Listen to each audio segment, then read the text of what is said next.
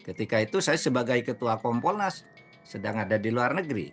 Tiba-tiba penjelasan Kompolnas pada waktu itu sama persis dengan yang dijelaskan oleh polisi, bahwa ini peristiwa biasa, sudah diotopsi, tidak ada apa-apa, itu tembak menembak. Kan itu keterangan Kompolnas waktu itu. Yang kemudian waktu itu saya bantah dari Mekah waktu itu pasti tidak benar, saya bilang. Nanti kalau saya pulang saya luruskan gitu.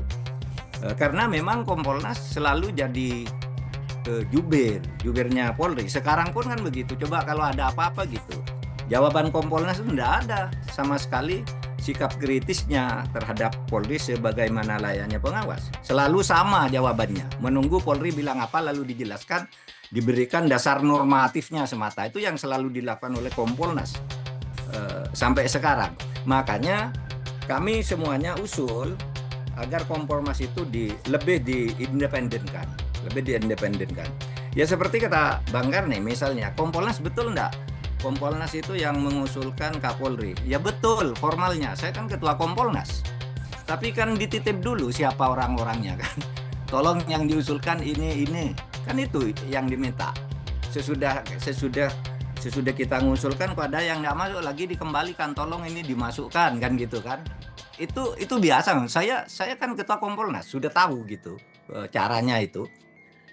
Oleh sebab itu kita usulkan udah independen aja gitu.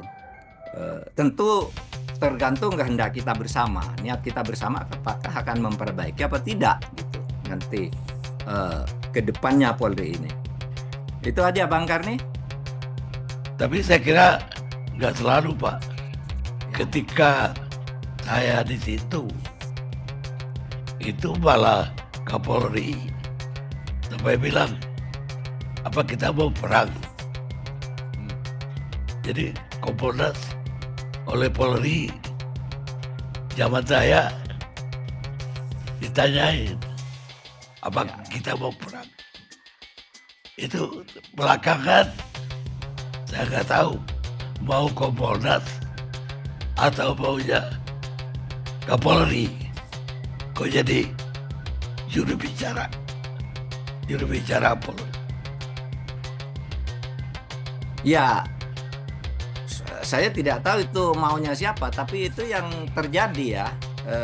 Dan begini, ketua Menko misalnya itu ex officio gitu ya, menjadi ketua Kompolnas, tapi ex officio ada beberapa menteri gitu. Nah yang ke depan itu sebaiknya menurut saya ya biar orang luar aja, biar tidak bias oleh tugas-tugas. Kompolnas katanya pengawas polisi, ternyata juru bicara polisi.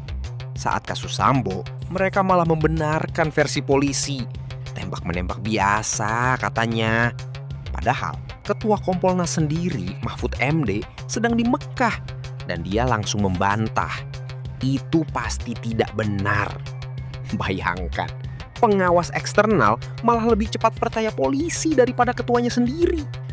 Kompolnas bukan mengawasi, tapi membela. Bukan independen, tapi taklukan. Lalu siapa yang mengawasi polisi? Jawabannya sama saja tidak ada. Demokrasi nggak jalan, itu intinya. Deliberatif demokrasi tidak jalan. Sehingga kita takut nih polisi siapa yang akan jaga. Nah soal semacam ini menunjukkan bahwa ada 3.000 halaman kita susun hari ini. Tapi kalau demokrasi setiap hari kekurangan 1 halaman, gak ada gunanya 3.000 halaman itu. Kalau setiap hari kelakuan DPR membuat demokrasi membusuk, 3.000 halaman itu gak ada gunanya. Setiap halaman demokrasi hilang 1, itu setara dengan 3.000 halaman tadi. Logiknya begitu. Jadi kalau kita tidak perkuat demokrasi, gak ada gunanya reformasi polisi. Di dalam istilah reformasi bukan cuma polisi, kejaksaan, kehakiman, militer. Itu satu paket yang mengganggu lembar-lembar dari demokrasi. Itu yang diperjuangkan sebetulnya masyarakat sipil. Jadi masyarakat sipil sebetulnya menganggap bahwa ketiadaan demokrasi membuat polisi itu punya kemewahan di dalam kekerasan itu. Tetapi tim reformasi tidak membaca itu. Yang dibaca kultur di dalam polisi. Bukan struktur dari demokrasi yang terhambat oleh kultur itu. Saya mau terangkan itu lebih sosiologis lagi atau bahkan historis tuh. Kalau kita tanya, Indonesia itu sering disebut sebagai negara post-kolonial, pasca kolonial. Artinya ada jejak-jejak kolonial yang ditinggalkan, yang buruk, tetapi tetap kita adopsi.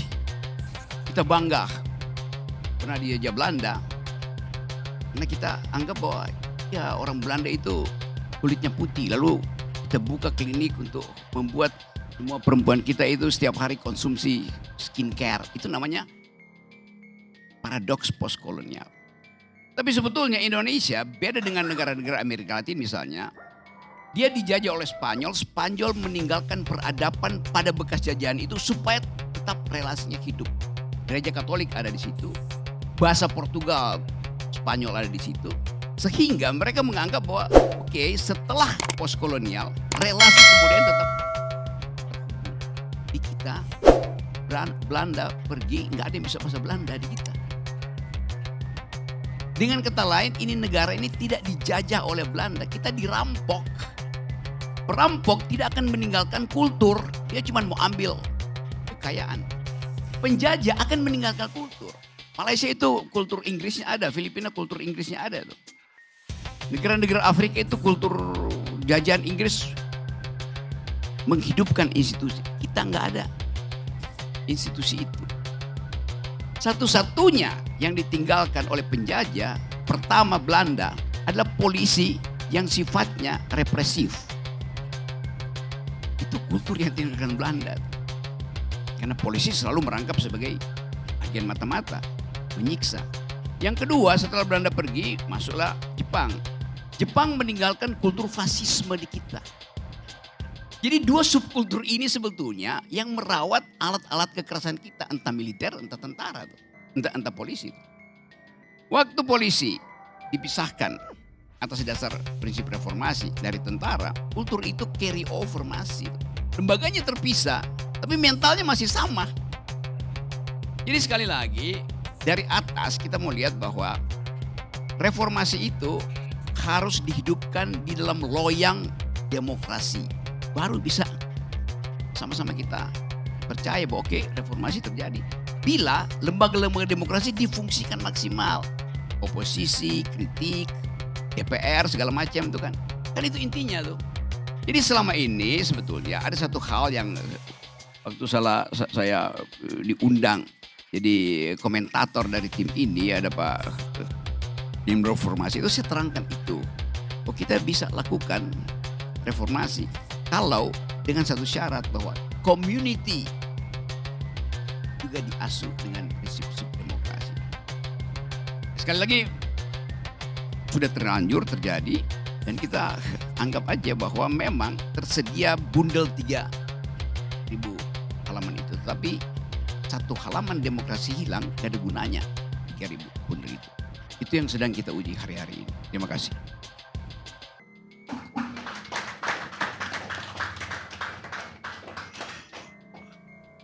Baik, pemirsa. Polri bikin reformasi. Tebal laporannya, 3.000 halaman. Tapi Rocky Gerung bilang percuma. Kenapa? Karena setiap hari demokrasi di negeri ini hilang 1 halaman. Laporannya setebal 3.000 halaman, tapi demokrasinya tinggal berapa?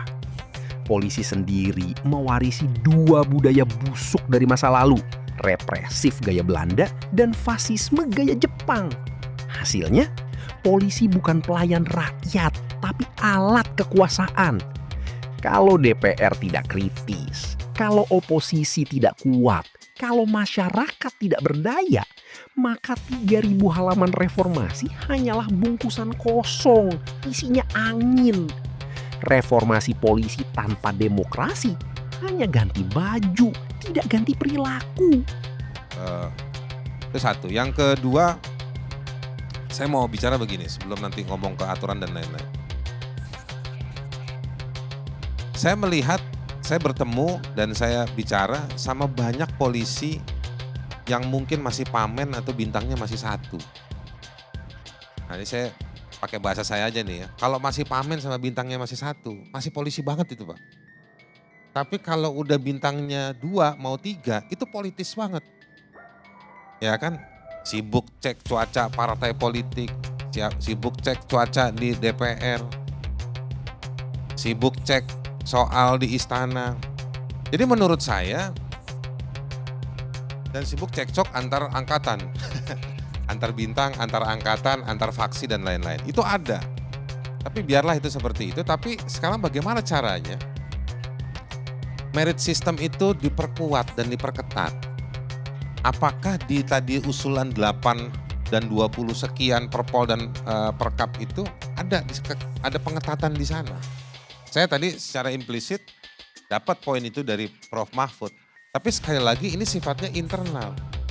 Pertanyaan pentingnya lewat sini saya mau nitip, bisa nggak Mabes Polri menyusun agenda-agenda tadi itu yang dimandatkan oleh KPRP dalam 2-3 tahun ke depan itu melibatkan, mendemokratis. Polisi katanya aparat penegak hukum.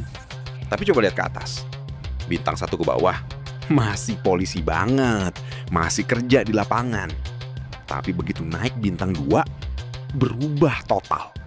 Sibuk bukan ngurus keadilan, tapi cek cuaca partai politik, cek suhu DPR, cek angin di istana.